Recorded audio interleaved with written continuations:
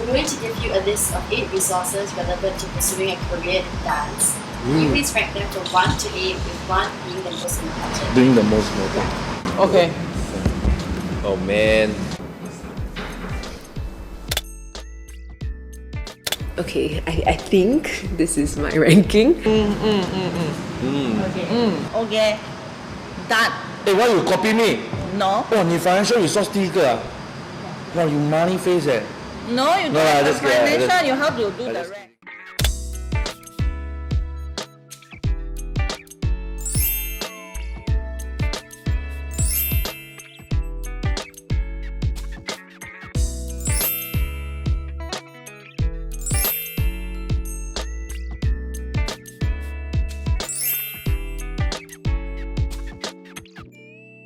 So now we're going to show you how 300 youth in Singapore, aged 17 to 24, rank the same 8 resources. Okay. Okay? 来了。 You can see how different or how similar your rankings are.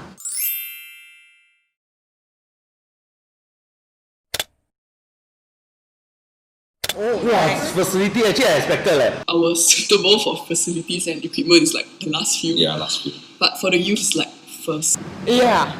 If you're a true dancer, you can dance anywhere. Yeah.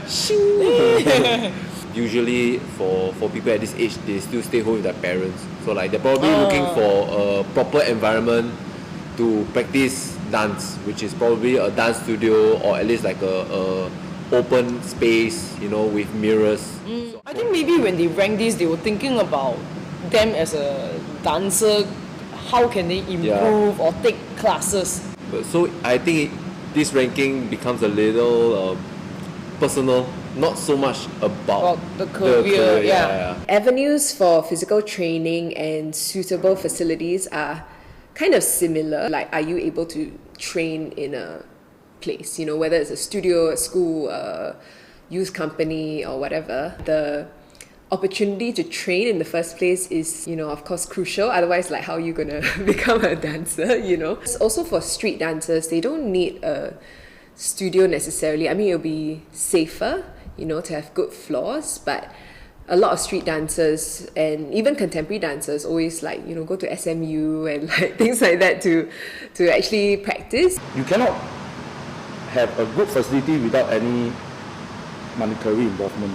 A lot of people will say, never mind lah, but when they will come to a point that money is an important factor. Because your commitment level lah, when you grow older. It's not because like money can solve everything, but at the end of the day, you need to provide when there's a career, and you need to sustain in the long run. If your finance is not covered, then you can dance all you want.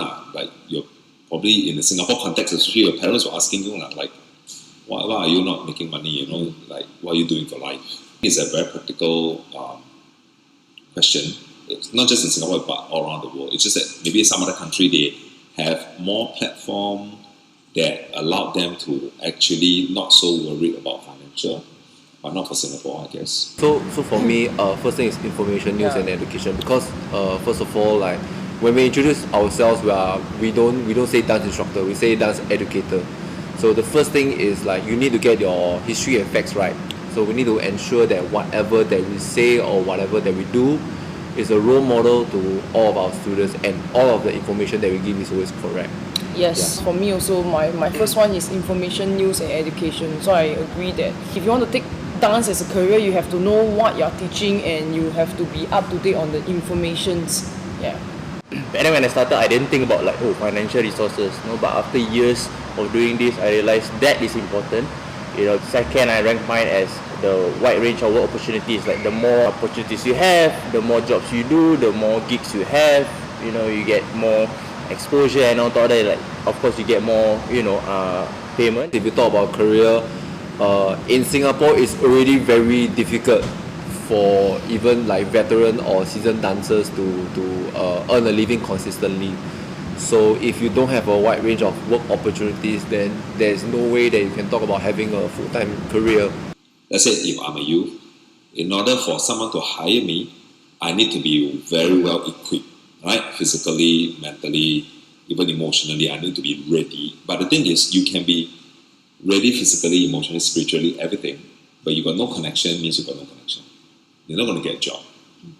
That's why I put professional connection first, which even for Fiona is top few. The third one I chose professional connections, like legit connections where they get you for your skills. It's not just giving you exposure, they really want you to provide something. It's like, okay, I need you to do this for me, you know. It's not like, oh, just to fill up my event, you know. I think it's important because people in the, how to say, like the same profession, they know about the jobs, and then sometimes they can introduce you to the school or maybe the company they are working at, or they have some jobs that require other dancers, they can call you in also, or there are classes that they can't teach, they can ask you to replace. So to me, I think professionals' connection are important, and also sometimes you get to exchange experience and information on current events or the things that maybe some difficulties that you face, so you can build on each other's knowledge. So to me, that is important. Certification and qualification systems. I think particularly for dance, like you don't really need to be certified unless you want to teach. But even teaching, I think experience counts for a lot, professional experience. Definitely to join a professional company, that is not something that I think people really look at. I mean, qualification, you need to have basic, certain things, but it's not like you need to complete uni or you need to go to a dance school, because dance is very wide. It's not just like restricted to certain genres. So subjective. There's subjective. Yeah, there's qualification in certain genres, but there's no official qualification in other genres. I'm not sure how you guys, what do you mean by this certification qualification? For me is, okay, other than like, let's say you go into a ballet school where you get certified, but I feel like, let's say, people who's been doing that dance form for many years, or like they are the pioneers or OGs of the dance form, you know, like I get first-hand information from these people. For me, that is like the certificate, like the qualification. So it's not like I get a piece of paper, you know. In Singapore system, they view qualification as your first entry point. But I think maybe for the more established art scenes, like they look into connection, the ability, your look. Then that's where the physical self comes in more than the paper. Certification is my fifth and it is fourth. The youth rank it the last. Yeah, I find it's very important, because sometimes like when I teach kids classes at studios, the parents always tend to ask, do you have like any certifications, or does the studio provide any kind of certs for the kids? It's a kind of like a 交代 for parents to be assured that at least their kids have something to hold on, rather than taking a dance class and just having fun and that's it. Yeah. From a parent sending a kids to a dance studio point of view, but is it important for your career? Yeah, because if I don't have the cert, the parent won't want to send the kid. So what cert do you have? The NIE cert. Oh, okay. Like for teaching, or like let's say if you go out and you take some like courses under the Skills Future, yes, the government has been talking about this Skills Future thing. So you got some cert, at least you can use it to show them. I think it's important if you go and teach schools, you know, right? Yeah, but teach at a studio, is it important? Right. 吵架. Your point of view is you teach in a commercial studio, like example Recognize.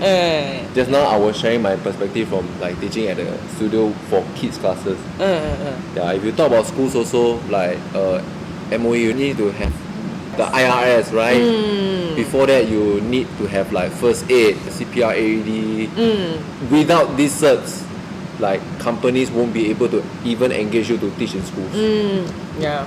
I think how to say, like having experience in like placing some ranking in competitions is important for your portfolio. So we're talking about competitions and ranking in that sense. So do you see competitions and the placings that you get as also a system of qualification or accreditation? Yes.